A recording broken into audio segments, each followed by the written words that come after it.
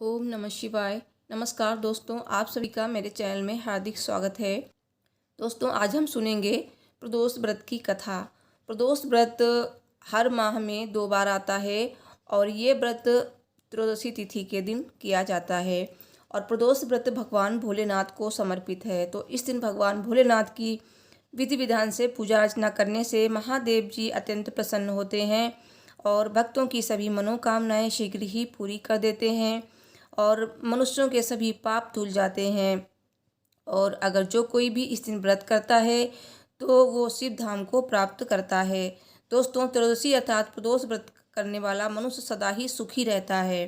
दोस्तों, इस व्रत के करने से सुहागिन नारियों का सुहाग सदा अटल रहता है और बंदी कारागार से छूट जाता है। जो स्त्री पुरुष किसी कामना को लेकर इस व्रत को करते हैं, उनकी सभी कामनाएं कैलाशपति शंकर जी पूरी करते हैं। और सूत जी कहते हैं कि त्रयोदशी व्रत करने वाले को 100 गौदान का फल प्राप्त होता है और इस व्रत को जो विधि विधान और तन मन धन से करता है उसके सभी दुख दूर हो जाते हैं। तो आज हम सुनेंगे प्रदोष व्रत की कथा। दोस्तों, ज्येष्ठ मास का पहला प्रदोष व्रत 17 मई बुधवार के दिन है। तो इस बार बुध प्रदोष व्रत रखा जाएगा। दोस्तों, आगे हम जानेंगे प्रदोष व्रत पूजा का समय क्या रहेगा, क्योंकि प्रदोष व्रत की पूजा प्रदोष काल में की जाती है और प्रदोष व्रत में शाम की पूजा का ही विशेष महत्व होता है। और जानेंगे त्रयोदशी तिथि कब से कब तक रहेगी। दोस्तों, आगे की वीडियो शुरू करने से पहले आप सभी से रिक्वेस्ट है, इस वीडियो को लाइक कीजिएगा और कमेंट बॉक्स में ओम नमः शिवाय लिखना बिल्कुल ना भूलें। भगवान भोलेनाथ आपकी सभी मनोकामनाएं शीघ्र ही पूरी करेंगे। दोस्तों, प्रदोष व्रत 2022 तिथि और मुहूर्त।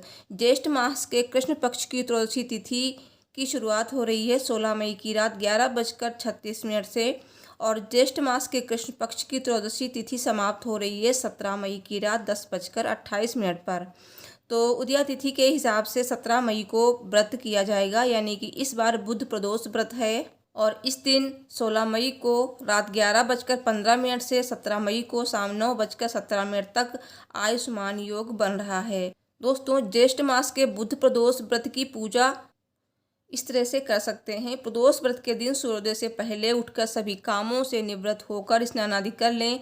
इसके बाद साफ स्वच्छ वस्त्र धारण करें, हल्के रंग के वस्त्र पहने, भगवान शिव का मनन करते हुए व्रत का संकल्प लें और भगवान शिव के मंदिर में जाकर जलाभिषेक करें या फिर आप घर पे भी पूजा कर सकते हैं और पंचामृत से भी अभिषेक कर सकते हैं। और प्रदोष व्रत के दिन प्रदोष काल में पूजा करना शुभ माना जाता है। तो शाम के समय फिर से स्नान आदि करने के बाद भगवान भोलेनाथ का अभिषेक करें। गाय के दूध से, गंगा जल से, दही, शहद, शक्कर आदि से अभिषेक करें। इसके बाद फूल माला, सफ़ेद चंदन, धतूरा, बेलपत्र, भस्म, अक्षत, कलाबा और आंकड़े के फूल, साथ ही जनेऊ, धूप दीप से भगवान भोलेनाथ की पूजा करें। फिर शिव जी के मंत्रों का जाप करें, चालीसा जरूर पढ़ें और इस दिन आप प्रदोष व्रत की कथा जरूर पढ़ें या फिर सुनें।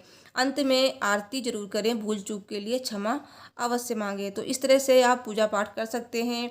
तो आइए जानते हैं कि शाम की पूजा का मुहूर्त क्या रहेगा, यानी कि प्रदोष काल पूजा का समय क्या रहेगा।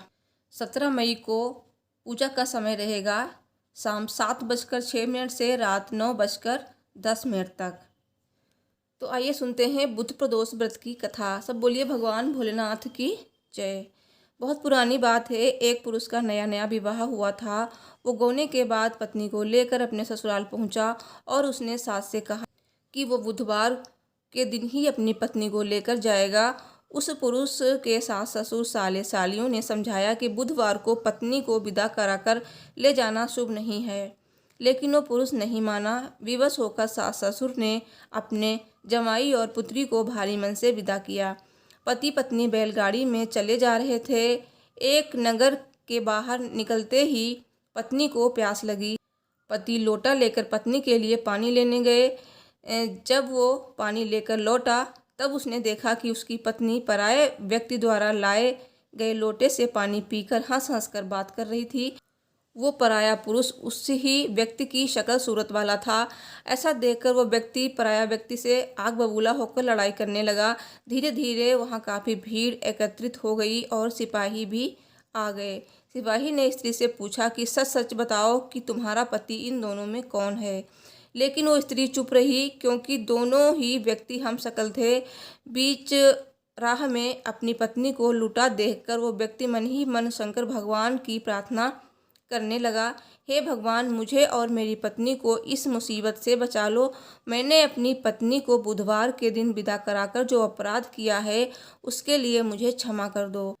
भविष्य में मैं ऐसी गलती कभी नहीं करूँगा। भगवान शिव उसकी प्रार्थना से प्रभावित हो गए और दूसरा व्यक्ति उसी समय कहीं अंतर ध्यान हो गया। इसके बाद वो अपनी पत्नी के साथ सही सलामत अपने नगर पहुंच गया। इसके बाद से दोनों पति पत्नी नियम पूर्वक बुधवार के दिन प्रदोष व्रत करने लगे। सब बोलिए भगवान भोलेनाथ की जय।